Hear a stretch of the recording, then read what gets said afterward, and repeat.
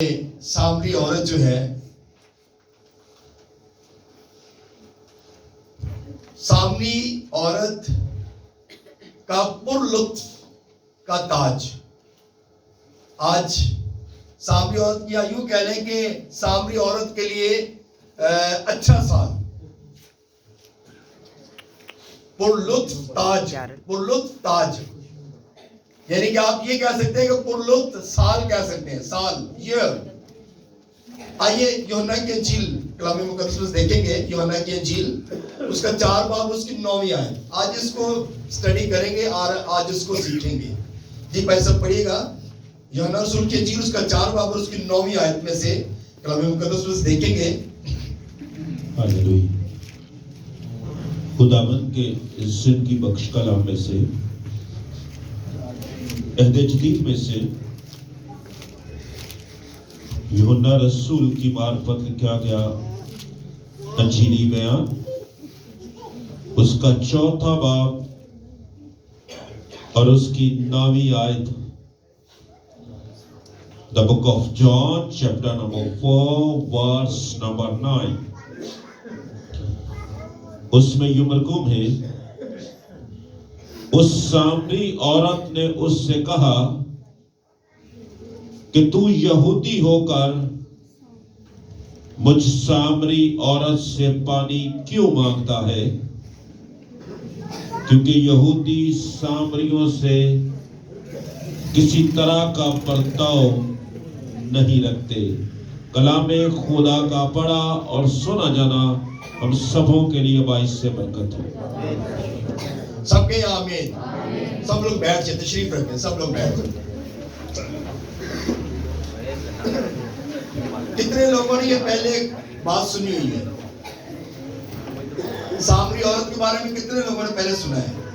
سب نے سنا ہے؟ آمین۔ سامری جو تھے نا، جو یہودی تھے اور سامری جو تھے، ان میں ڈیفرنس تھا۔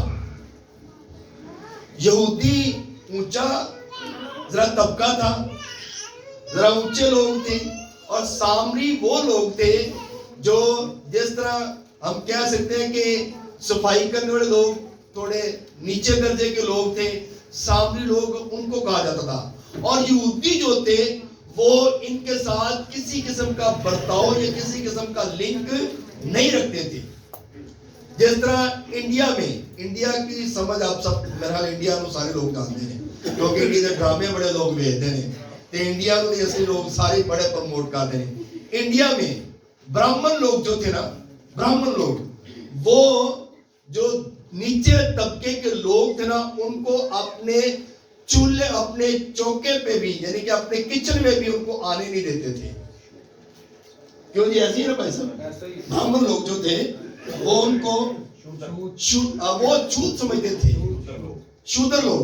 وہ کہتے تھے کہ یہ اگر ہمارے کوئی اگر غلطی سے کوئی ان کے چوکے پہ چڑھ جاتا تھا نا، جہاں پہ وہ کھانا بناتے تھے، وہ کہتے تھے یہ ہماری جگہ جو ہے ناپاک ہو گئی ہے۔ وہ پھر کیا کرتے تھے، سارا اس کو صاف کرتے، سارا ایک ایک برتن دھوتے، اور وہ سارے اس کو پہلے لوگ لیپ کرتے تھے اور دوبارہ لیپ کرتے تھے ساری جگہ کو، اور پھر اس کو کہتے تھے، پھر اس کے اوپر وہ اپنا منتر وغیرہ پڑھتے اور کہتے تھے اب یہ پاک ہو گیا ہے، اب اس پہ ہم کھانا بنا سکتے ہیں، اب یہ جگہ ہمارے لیے پاک ہے۔ اسی طرح جو سامری تھے نا، یہ اچھوت تھے، اور یہ لوگ جو تھے یہ یہودیوں کے ساتھ، یہودی ان کے ساتھ کوئی لنک نہیں رکھتے تھے، نہ ہی یہ یہودیوں کے پاس جاتے تھے، اور نہ ہی ان کے گھروں میں، اور نہ ہی کسی ایسے کوئی ایسا تعلق ان کے ساتھ تھا ان کا۔ اور یہاں پر ہم دیکھتے ہیں کہ سامری عورت کی جو زندگی ہے اس میں کئی نئے سال گزرے، کئی سال گزرے، لیکن یہ جو سال تھا اس کی زندگی میں، یہ ایک پر لطف سال تھا۔ یہ جو سال اس کی زندگی میں آیا، یہ واقعی اس کے لیے جو ہے وہ بڑا بابرکت سال تھا۔ آمین۔ کیونکہ اس کا جو انکاؤنٹر تھا نا، وہ کسی ایسے شخص کے ساتھ ہو گیا جو بابرکت تھا۔ انکاؤنٹر سمجھتے ہیں؟ ان کا سامنا ایسے شخص کے ساتھ ہو گیا جو ایسا شخص تھا جو دلوں کے بھید جانتا تھا، ایسا شخص تھا جو زندگیوں کو جانتا تھا، ایسا شخص تھا جو ہمارے آگے پیچھے سب باتوں کو جانتا تھا. اس کا انکاؤنٹر اس شخص کے ساتھ ہو گیا. تو میرے عزیزو،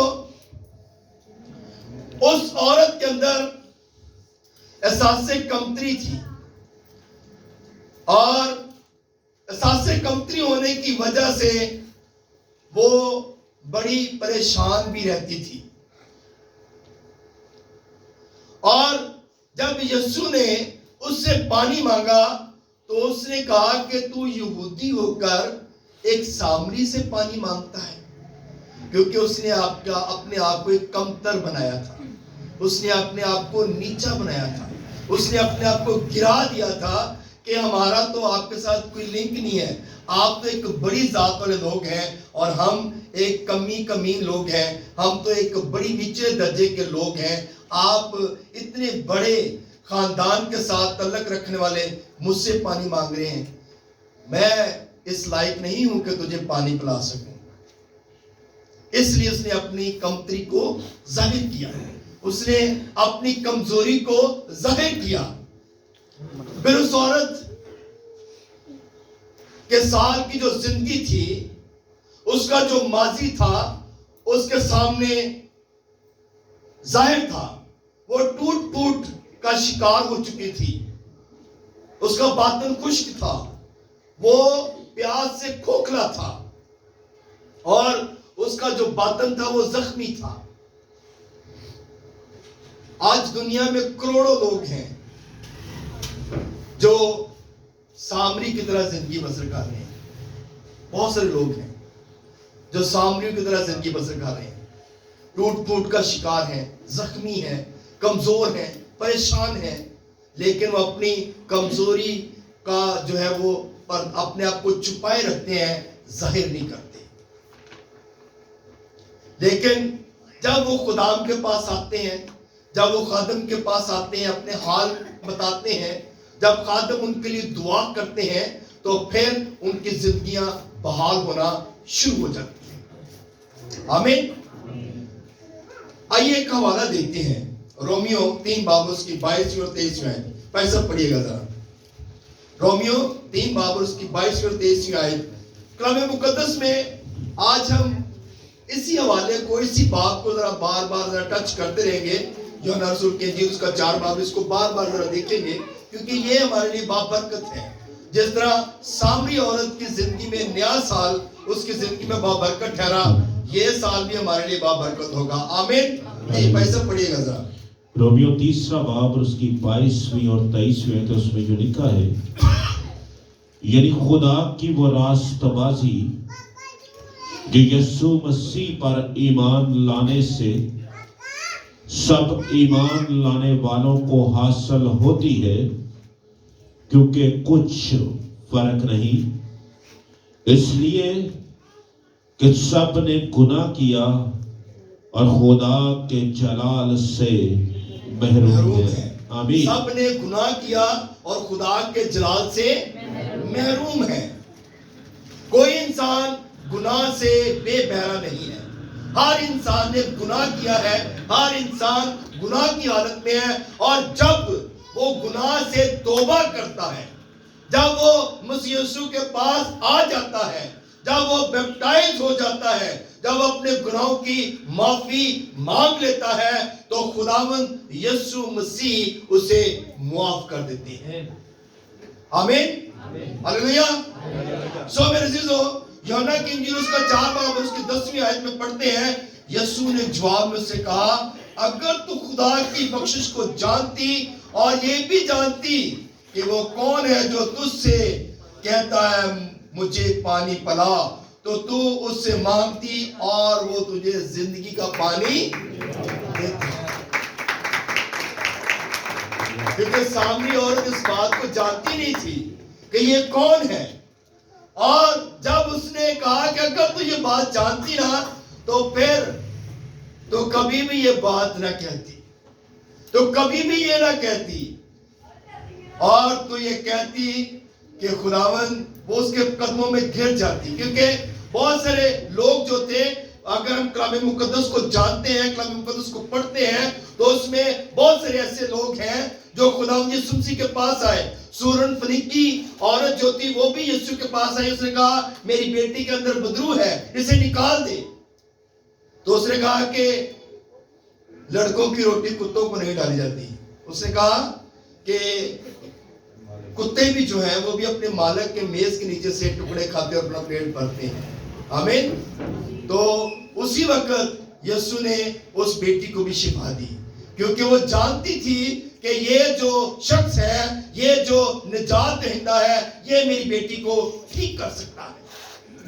اور پھر ایک اور واقعہ ہم دیکھتے ہیں کلام مقدس میں کہ کچھ لوگ جو تھے وہ ایک عورت پر پتھر برسا رہے تھے، اس کو پتھر مار رہے تھے، اور یسوع نے کہا اسے وہ پتھر مارے جس نے کوئی گناہ نہیں کیا. اسی لیے کلام مقدس میں یہ بات لکھی گئی، اس لیے کہ سب نے گناہ کیا اور وہ خدا کے جلال سے محروم ہیں. سب نے گناہ کیا ہے. کوئی انسان اس بات کو کہہ نہیں سکتا کہ میں نے گناہ نہیں کیا. اور یسوع نے جو ہے اس عورت کو بھی کہا. یسوع ٹوٹے ہوئے، بکھرے ہوئے، زخمی لوگوں کو زندگی کا پانی دیتا ہے. آمین. جو ٹوٹے ہوئے لوگ ہیں نا، جو بکھرے ہوئے لوگ ہیں، ان کو زندگی کا پانی دے کر ان کو جو ہے وہ پرلطف تاج ان کے سروں پر پہنا دیتا ہے. آمین. آمین. بات کی سمجھ آ رہی ہے؟ تعریف جا سکتے ہیں. ہلیلویا. یسوع نے نا ایک اور بات کی، کنویں کی طرف اشارہ کر کے کہا، کنویں کی طرف اشارہ کر کے کہا. یوحنا کی انجیل اس کا 4 باب اس کی 4 آیت پڑھتے ہیں نا، تو لکھا ہے جو کوئی اس پانی سے پیتا ہے وہ پھر پیاسا ہوگا، مگر جو کوئی اس پانی سے پیے گا جو میں اسے دوں گا وہ ابد تک پیاسا نہ ہوگا، بلکہ جو پانی اسے دوں گا وہ اس میں سے چشمہ بن جائے گا جو ہمیشہ کی زندگی کے لیے جاری رہے گا. ہلیلویا. یسوع نے اشارہ کر کے اس کو بتایا ہے اس چشمے سے جو پیتا ہے نا، یہ جو پانی ہم پیتے ہیں سامنے پڑا ہوا ہے، یا گھر سے پانی پیتے ہیں، یا نلکوں سے پانی جتنا بھی آتا ہے ہم پیتے ہیں اور پھر ہمیں پیاس لگ جاتی ہے، ہم پھر پانی پیتے ہیں.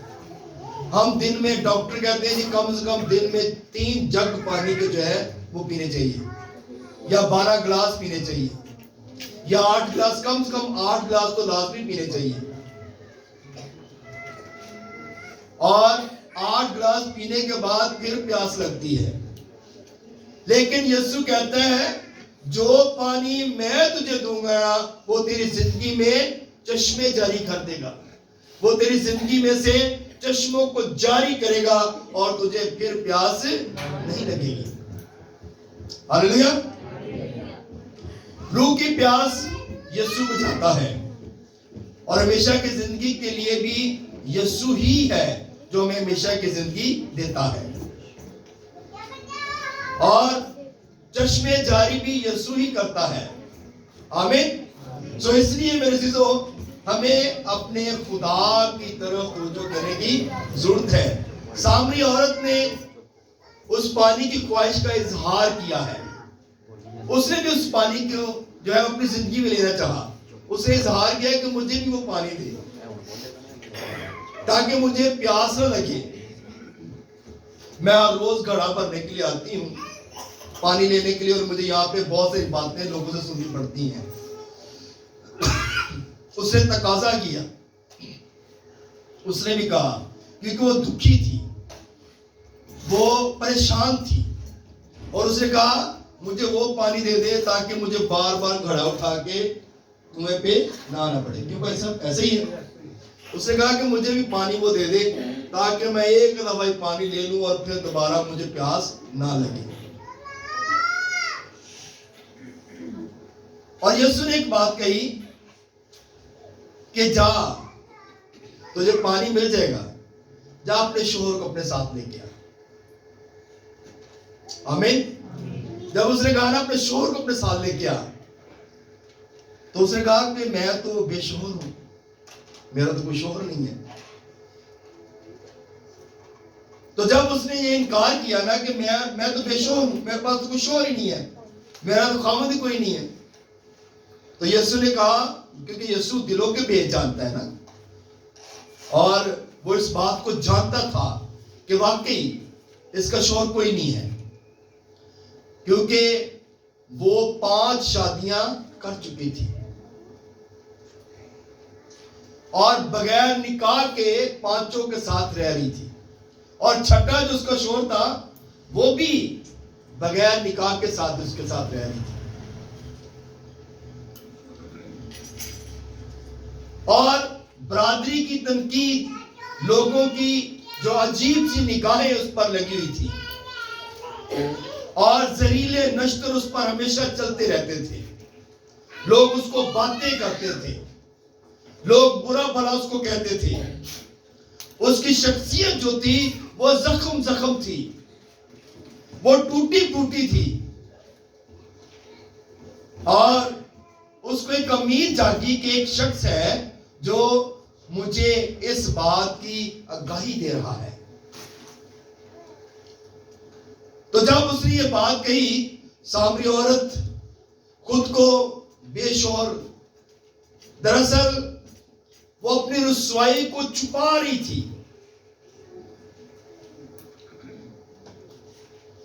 और यूहन्ना की इंजील उसका 8 बाब और उसकी 32वीं आयत में लिखा है कि और सच्चाई से तुम वाकिफ होगे और सच्चाई तुमको आजाद करेगी। सच्चाई से वाकिफ होंगे तो फिर सच्चाई हमें आजाद करेगी। और सच्चाई क्या है? यीशु मसीह नासरी। और जब यीशु मसीह नासरी हमारी जिंदगी में होंगे ना, तो फिर हमारी जिंदगी के अंदर चश्मे जारी हो जाएंगे। और मेरे चीजों, ज़बूर 139 अगर पढ़ते हैं, उसकी 12वीं आयत, उसमें भी ये बात लिखी है कि खुदा जो है ना, वो हर चीज को जानता है। अगर हम अंधेरे में भी छुप जाएं तो वहां पर भी उसकी जो पहुंच है, उस वक्त वहां पे भी हमारा खुदा हमें देखता है। हम पताल में भी चले जाए, उसकी निगाह वहां पर भी है। आसमान पर भी चढ़ जाए तो उसकी निगाह वहां पर है। हम कहीं पर भी चले जाए, उसकी निगाहें हर वक्त हमें हर जगह पर देखती हैं। आमीन।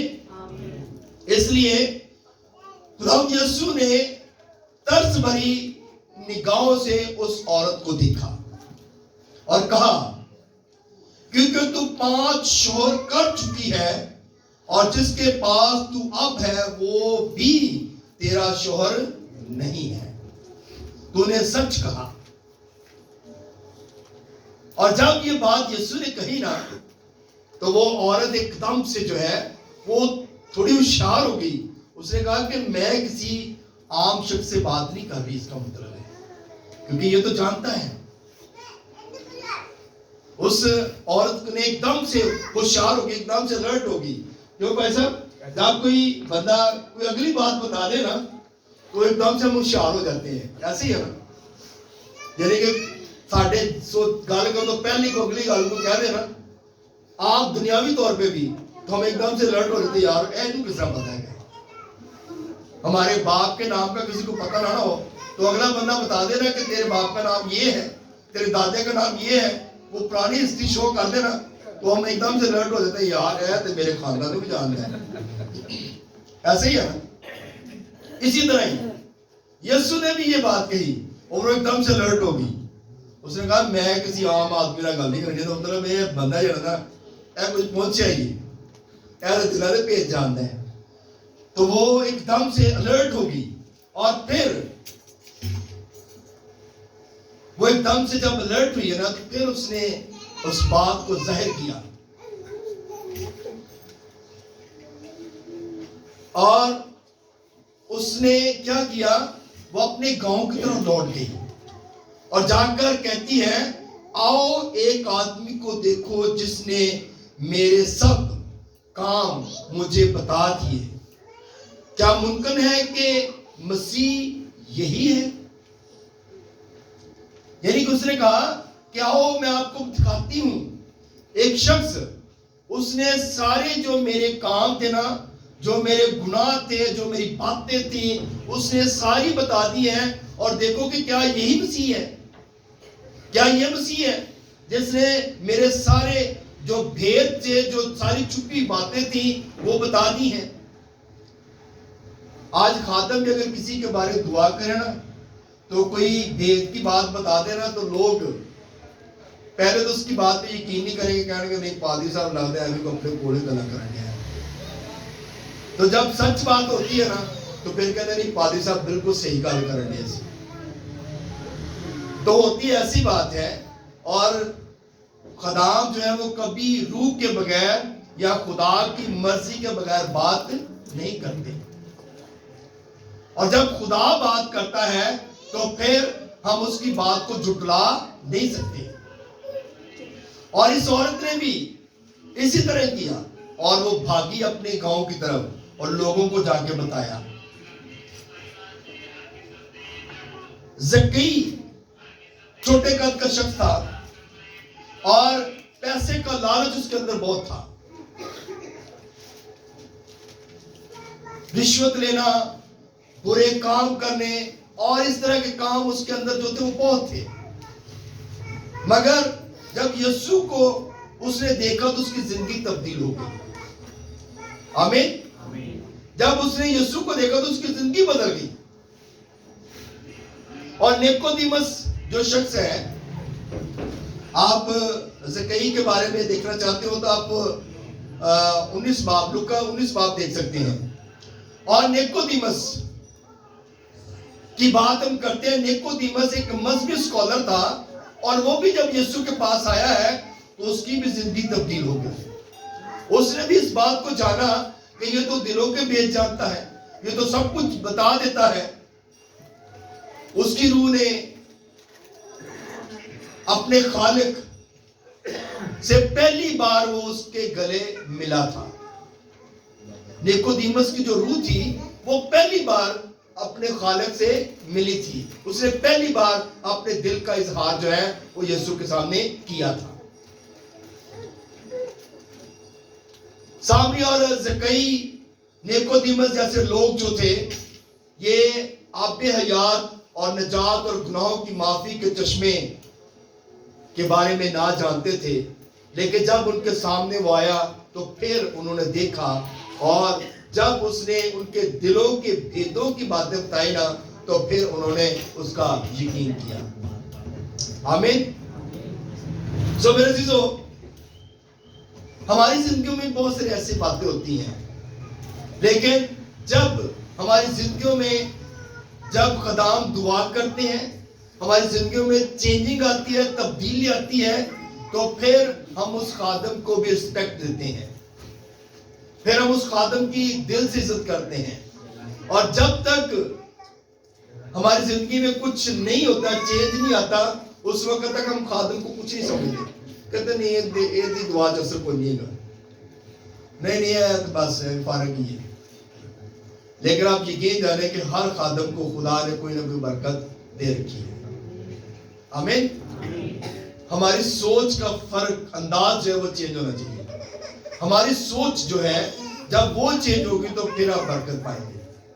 جب ہماری سوچ چینج ہو جائے گی تو پھر ہم برکت پائیں گے. اور ہم اپنی سوچ کو چینج نہیں کرتے.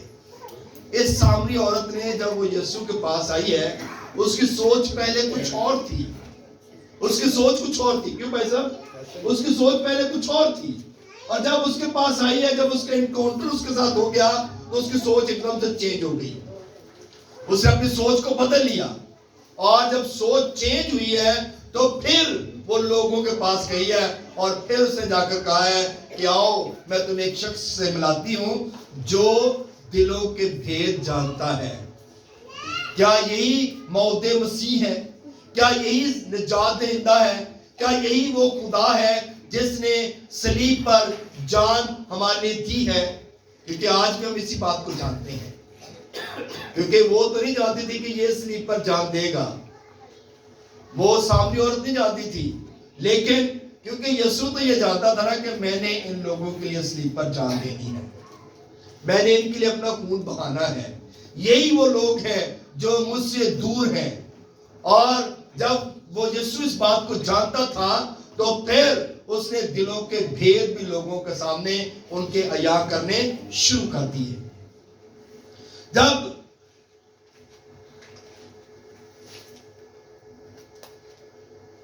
یسوع اس عورت کے لیے جس کو پتھروں سے مارا جا رہا تھا، سنسار کیا جا رہا تھا، جب اس نے کہا کہ پتھر وہ مارے جس نے کوئی گناہ کیا ہے، تو جب اس نے یہ کہا تو سارے کے سارے اپنے پتھر پھینک کر چلے گئے تھے، کیونکہ خداوند یسوع مسیح نے جس نے بھی پتھر اٹھایا مارنے لگا تو اس نے اس کا گناہ اس پر ظاہر کر دیا تھا کہ کیا تو نے فلاں وقت یہ کام نہیں کیا۔ اس نے پتھر پھینک اور چلا دیا، جو بھی آیا اس کو بتایا، اور وہ پتھر پھینک کر چلے گئے، کسی نے اس کی طرف ایک پتھر بھی نہیں مارا۔ اور پھر وہ عورت رہ گئی، اس کو کہا جا بیٹی پھر گناہ نہ کرنا، تیرے گناہ معاف ہو گئے۔ آج ہمارا خدا ایسے ہی ہے، وہ آج بھی کہتا ہے جا تیرے گناہ معاف ہو گئے ہیں، تیرے گناہ معاف ہو گئے ہیں، میں نے تیرے لیے اپنا خون بہا دیا ہے، میں نے تیرے لیے اپنے ہاتھ اور پاؤں میں کیل لگوا لیے ہیں، میں نے تیرے لیے کانٹوں کا تاج اپنے سر پر پہن لیا ہے، تیرے گناہ معاف ہو گئے ہیں، تیرے گناہ معاف ہو گئے ہیں، تو پھر گناہ نہ کرنا۔ لیکن ہم پھر بھی اگر بار بار گناہوں میں جاتے ہیں تو یہ ہماری کمزوری ہے، یہ ہماری غلطی ہے۔ کلام مقدس میں اعمال کی کتاب اس کا 14 باب اور اس کی 10 باب اور اس کی 34ویں آیت اگر پڑھتے تو اس میں لکھا ہے خدا کسی کا طرفدار نہیں ہے، خدا کسی کا طرفدار نہیں ہے، خدا کسی کی طرفداری نہیں کرتا۔ پاوے ہوتے کوئی پادری ہوئے تو پاوے ہوتے کوئی فادر ہوئے تو پاوے ہوتے کوئی بشپ ہوئے تو پاوے ہوتے کوئی جڑا بڑا مرضی عالم ہے، خدا کسی کی طرفداری نہیں کرتا۔ اگر خدا کے سامنے کوئی گنہگار ہے اور ایک سائڈ پہ کوئی عالم آدمی ہے تو خدا نے دونوں کا انصاف ایکول کرنا ہے، دونوں کا ایک لیول رکھنا ہے، اور جو انصاف ہے وہی اس نے کرنا ہے۔ اگر گنہگار آدمی کی زندگی ٹھیک ہے تو وہ جنت میں جائے گا، اور اگر اسکالر آدمی کی زندگی میں گناہ ہے تو وہ وہاں پہ جائے گا جہاں رونا اور دانتوں کا پیسنا ہے۔ آمین۔ خدا کسی کا طرفدار نہیں ہے۔ یوحنا کی انجیل اس کا 6 باب اور اس کی 35ویں آیت میں لکھا ہے یسوع نے ان سے کہا زندگی کی روٹی میں ہوں، جو میرے پاس آئے وہ ہرگز بھوکا نہ ہوگا، اور جو مجھ پر ایمان لائے وہ کبھی پیاسا نہ ہوگا۔ آمین۔ ان باتوں کو آپ اچھے طریقے سے جان لیں کہ جو یسوع کے پاس آئے گا، کیونکہ یسوع زندگی کی روٹی ہے، یسوع آب حیات کا چشمہ ہے، جو یسوع کے پاس آئے گا وہ کبھی پیاسا نہ رہے گا۔ یوحنا کی انجیل اس کا 6 باب اس کی 37ویں آیت اگر پڑھیں تو اس میں لکھے جو کچھ باپ مجھے دیتا ہے وہ میرے پاس آ جائے گا، اور جو کوئی میرے پاس آئے گا اسے میں ہرگز نکال نہ دوں گا۔ کیونکہ جو یسوع کے پاس آئے گا نا وہی نجات پائے گا، جو یسوع کے پاس آئے گا وہی ہمیشہ کی زندگی پائے گا، جو یسوع کے پاس آ جائے گا اس کی زندگی اب بھی اور بعد میں بھی بہتر ہوگی۔ آمین۔ اس لیے ہمیں یسوع کے پاس آنا ہے۔ سامری عورت کی طرح اگر ہم گھڑا اٹھا کر کنویں پہ چلے بھی جاتے ہیں تو وہاں پر بھی دیکھیں اگر ہمارا انکاؤنٹر یسوع کے ساتھ ہو جاتا ہے تو وہ بھی دیکھیں اس کا ہوا تو اس نے نجات پا لی، اس نے رہائی پا لی، اور اس نے بھی اپنے گناہوں سے جو ہے وہ معافی مانگی اور اس کے گناہ معاف ہو گئے۔ اگر ہم بھی آج اپنے گناہوں کی معافی مانگتے ہیں، اگر آج ہم بھی اپنے گناہوں کو خدا کے آگے رکھ دیتے ہیں تو ہمارے گناہ بھی ہمارے خدا معاف کرنے کی قدرت طاقت رکھتا ہے۔ جس طرح یسوع کہتا ہے نا پھر گناہ نہ کرنا، بس یہی چیز ہمارے اندر ہونی چاہیے کہ آج اگر ہم نے کیا ہے تو پھر نہ کریں، پھر بار بار گناہوں میں نہ جائے. تو چاہے اگر ہم بار بار وہی کام کرتے ہیں تو پھر ہمارا خدا پھر ہمارا معافی نہیں دے گا. پھر ہمارے لیے وہی دروازے کھلے ہیں جو جہاں پر رونا اور دانتوں کا پیسنا ہے. اس لیے ہمیں اپنے خدا کے آگے جھکنا ہے, دعا کرنی ہے تاکہ ہمارا خدا ہمیں گناہوں سے معافی دے, نجات دے, رہائی دے, بخشش دے, تاکہ ہم اپنے خدا سے برکت پا سکیں. آمین.